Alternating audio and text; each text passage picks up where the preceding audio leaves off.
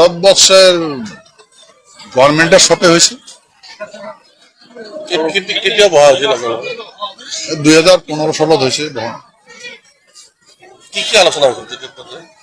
আমার এলাকাটা কেন্দ্রীয় শাসিত রাজ্য বনাই দিব। এইফালে আপচুৰ পৰা আৰম্ভ কৰি বিটিআৰৰ যিসমূহ নেতৃত্ব আছে বিভিন্ন দল সংগঠনেও বিৰোধিতা কৰিছে।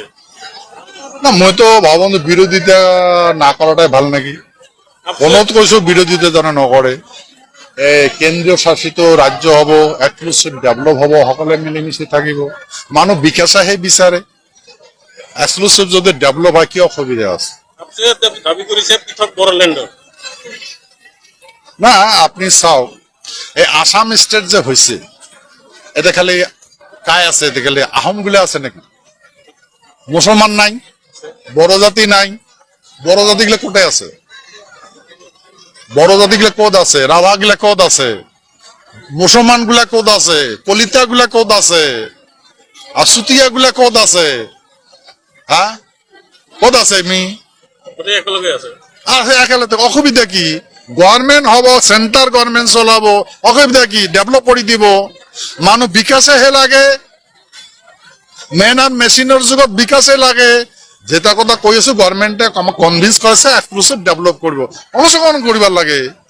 এটা সেন্টিমেন্টের কি আছে ভাই? অসম চৰকাৰৰ এখন প্ৰাক্তন জ্যেষ্ঠ মন্ত্ৰী তথা বৰ্তমানৰ বিধায়ক একেৰাহে বিধায়ক হৈ আছে ফণীভূষণ চৌধুৰী। ফণীভূষণ চৌধুৰীয়ে কৈছে যে অসমক আৰু দ্বিখণ্ডিত হ'ব দিব নোৱাৰে বুলি কৈছে, যেহেতু আপুনি 5খন জিলা।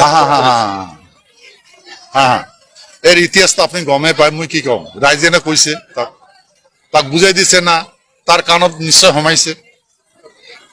মই তার রাইজের যেগুলা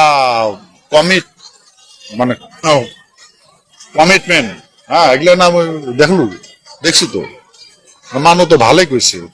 ইউনিয়ন টেরিটরি গঠন সন্দর্ভত এতিয়ালৈকে চৰকাৰীভাৱে কোনো তথ্য প্ৰকাশ কৰা নাই। মই এখন মই কি কওঁ, গভর্নমেন্ট যেখানে কথা কলো মই এনে কৈছো নাকি? এতে শুনবো না? নয় গৃহমন্ত্রী ওসবতে কৈছো না হব বলি। হ্যাঁ করিব, এতে করিব, আমি তো কৈছো আমাক এতিয়াই কৰি দিয়ক, এতিয়া বনাই দিয়ক। হ্যাঁ আমার দরিদ্রতার সহ্য নহয়, হয় না নয়? বিভিন্ন রাজ্যত আমার লড়া ছোৱালী গিলা যাই আছে, হ্যাঁ রোজগারের কারণে, ইয়াতে সুখ হব। এখন এতিয়া ভাই গ্লোবালাইজেশন হয়েছে। আমি এতে যদি এই আলু ভাজিয়া যদি সারা দুনিয়া খোয়াবা পারু, বাধা আছে নাকি? হ্যাঁ আমি বিলাহি সস মানে সারা দুনিয়ার মানুষ খোয়াবা পারো না পারো? আমি বিলাহি বেয়া পাও, ধরো আমি বেয়া পাও, কিন্তু সারা দুনিয়ার মানুষ তো ভাল পায়। হ্যাঁ হয় না নয়?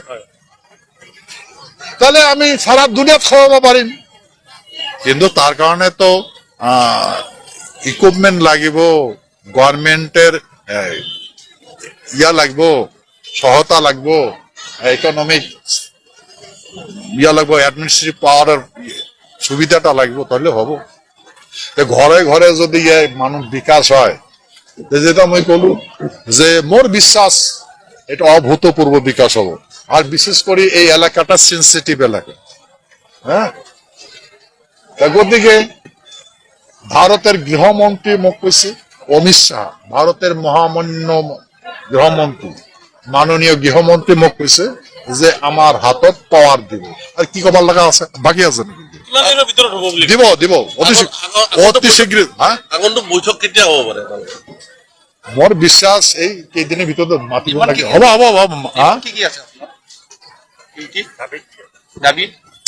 আমার জেনারেল সেক্রেটারি বলে না, আমার ভাষাটা 8ম তপশিলত যাব, আমার ইতিহাস, হ্যাঁ ঐতিহ্যবাহী ইতিহাস, ভারতের ইতিহাসত স্থান পাব।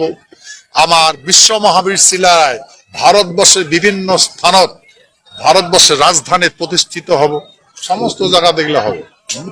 ভাষা কৃষ্টি কালচার এক্সক্লুসিভ ডেভেলপ হবে। আমার এই ভূখণ্ডের মানুষ মূর উঁচা করে জীবন যাপন করবে, কাজিয়া করিবার না লাগে।